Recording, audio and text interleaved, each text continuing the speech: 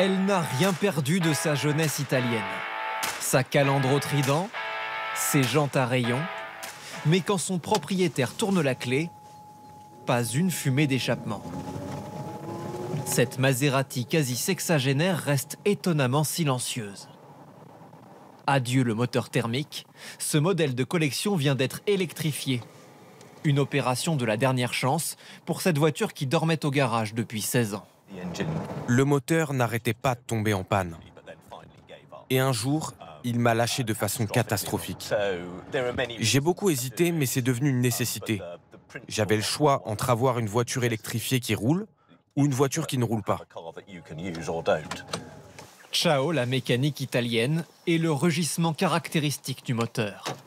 Si vous pensez qu'ils font le charme des voitures d'époque, Tim Howe, lui, n'est pas de cet avis. Certes, il n'y a plus le bruit du moteur V8, mais il y a encore tout le reste. Le look, les sensations à l'intérieur, l'odeur, comment elle tient la route.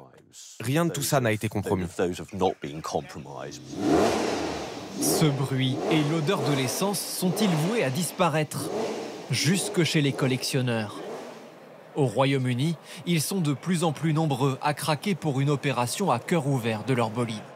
Pour les puristes, ce n'est peut-être pas la meilleure des idées. Mais dans le futur, il est probable qu'on ne nous laisse plus conduire nos voitures classiques autrement.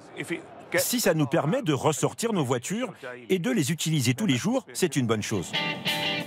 Il y a 8 ans, ce collectionneur a lancé sa propre entreprise pour électrifier les vieilles voitures à essence. Au début, tout le monde a pensé que j'étais fou. On me disait « tu massacres les voitures classiques, sacrilège !»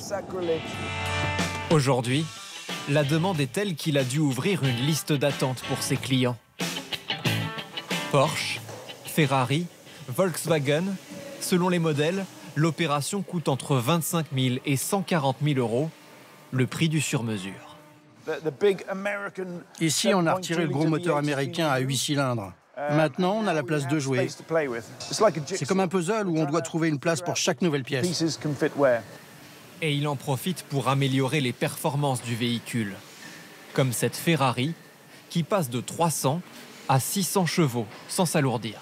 Le poids total reste le même, il est mieux distribué, plus en avant. Ici, vous avez le moteur, là des batteries, et il y a d'autres batteries en dessous. Elle a donc une bien meilleure tenue de route à présent. Face au succès de ces véhicules vintage modernisés, d'autres relancent carrément la production d'un modèle oublié, la MGB. Succès anglais des années 60 et 70 sur les circuits automobiles. Elle est de retour, fraîchement sortie d'usine.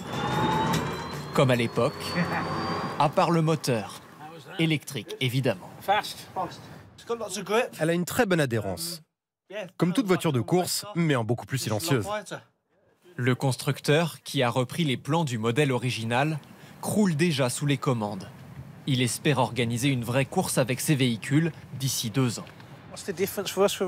L'avantage pour la course, c'est qu'il n'y a aucun entretien à faire. Il n'y a que 160 pièces dans un moteur électrique, contre des milliers dans un moteur thermique. Donc on peut s'amuser à faire des courses à l'ancienne dans une voiture fiable, sans s'inquiéter de casser le moteur.